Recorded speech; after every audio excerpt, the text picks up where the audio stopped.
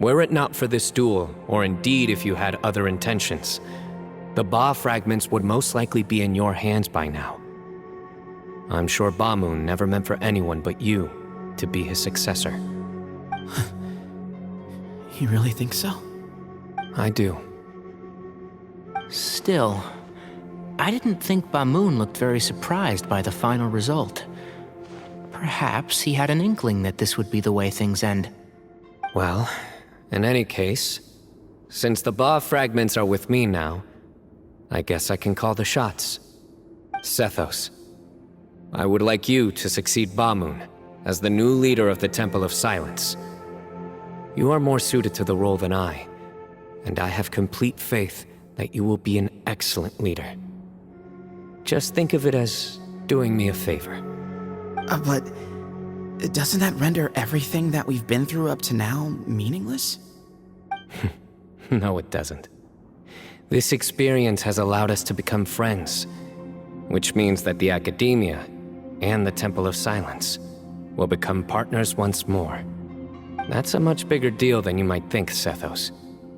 You said yourself, times have changed. You have to believe that things can change for the better here at the Temple too. I will try. To be honest, I couldn't have asked for a better outcome. Actually, part of me wonders whether Ba-Moon's intentions from the very beginning was just to create enough pressure to force us towards a duel. That way, no matter who won, one of us would have to surrender our Ba fragment, and the power of Hermanubis would be concentrated in one single person. Had you won, the Temple of Silence would have doubled its strength. And were I to win, he correctly anticipated that I wouldn't suddenly drop everything to become the leader of the temple, much less integrate the temple into the Academia by force. He knew that the temple's future would depend not just on the guidance of Hermanubis, but the support of the Academia too.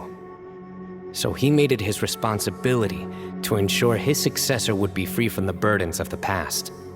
His plan meant that whoever ended up succeeding him, they would have an easier time interacting with the Academia. With one single letter, he lured out the professor.